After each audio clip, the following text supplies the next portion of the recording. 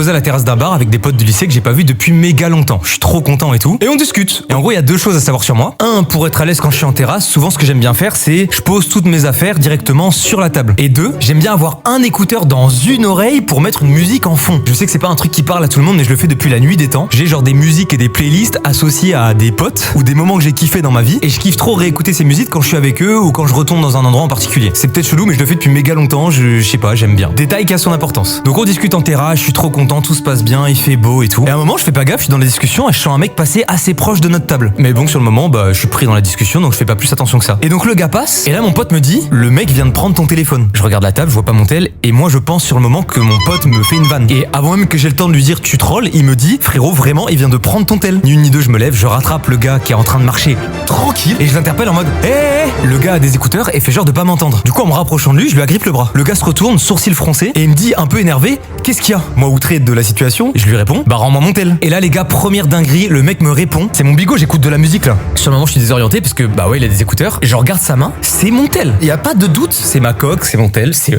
à moi en fait. Donc je suis outré parce qu'en fait, le gars a prévu son coup, il a préparé de faux écouteurs pour faire genre, c'est pas lui, tu vois. Donc je commence à l'embrouiller en lui disant, frérot, je t'ai vu prendre mon téléphone, arrête de me prendre pour un con, mes potes ont vu aussi. Le ton monte un peu, il dit que je raconte n'importe quoi et tout, et en fait, plus on parle, plus on hausse le ton parce que la situation est bizarre, tu vois. Et là, les gars, lunaire. Le mec, je suis en train de parler et tout, il me coupe et il crie, au voleur! Au voleur! Au voleur!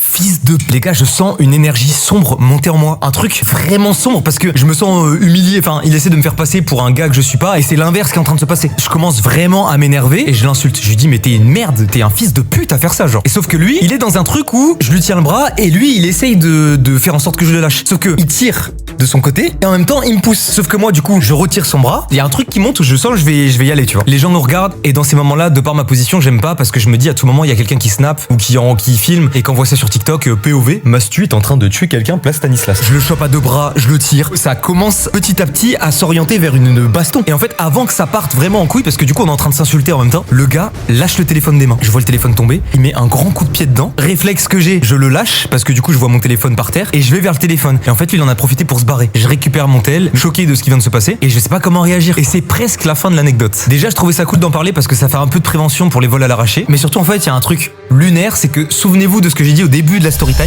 J'aime bien avoir un écouteur dans une oreille pour mettre une musique en fond. Absolument. Toute l'embrouille s'est passée comme ça. Rends-moi mon téléphone, tu fais quoi ton problème là? Mais tu m'as volé mon téléphone, mon gars!